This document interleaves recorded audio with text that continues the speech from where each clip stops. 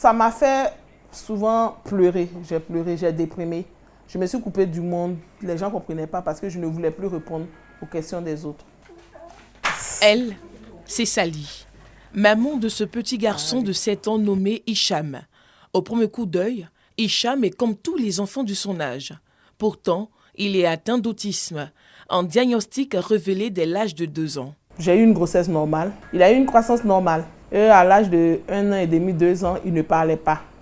On nous a dit de ne pas nous inquiéter, qu'il est seul, que les petits garçons ne parlent pas. En décembre 2017, il avait 2 ans, 8 mois. Là, on fait les examens. On me dit qu'il a atteint d'autisme sévère. Si au départ, la nouvelle était difficile pour Sally, elle a fini par accepter la réalité. On nous demandait pour qu'il soit socialiste que je le mette dans une classe où il y a beaucoup d'enfants, où il va copier. Et il a commencé à copier jusqu'à ce que Hicham commence à parler.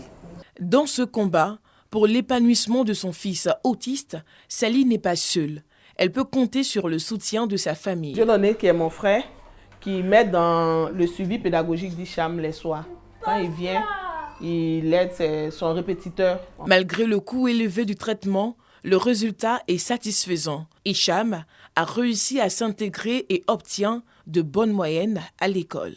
La dernière composition qu'ils ont faite, il a eu 7,77 de moyenne. Il a été 11e. Moi-même, je me dis, Intégrer un enfant autiste dans le système éducatif classique lui permet de se développer et d'intégrer plus rapidement ce qu'il apprend.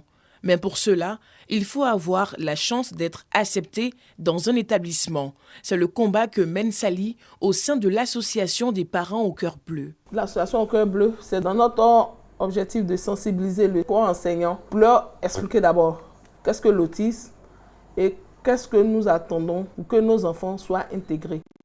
Le lendemain, nous retrouvons Sally et son association au groupe scolaire Lagune dans la commune de Koumassi en plein échange avec le corps enseignant.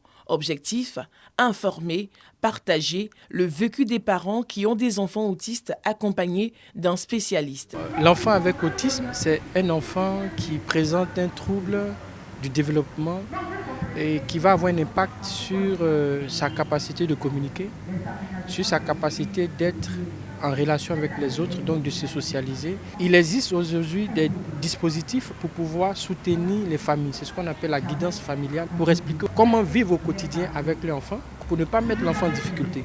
Le ministère de l'Éducation nationale, à travers son représentant, a rappelé au corps enseignant la loi sur l'école inclusive pour les enfants de 6 à 16 ans. Nous avons la politique de scolarisation obligatoire qui a été prise depuis 2015. Et donc, à partir de ce décret-là, on dit que tout enfant a droit à l'éducation, y compris les enfants à besoins spécifiques.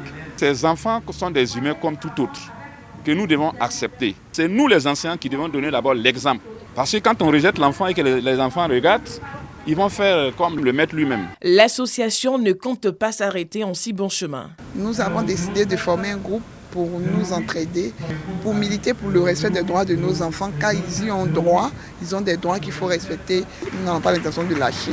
L'autisme est un trouble neurologique encore méconnu en Afrique. Pourtant, il concerne des milliers d'enfants.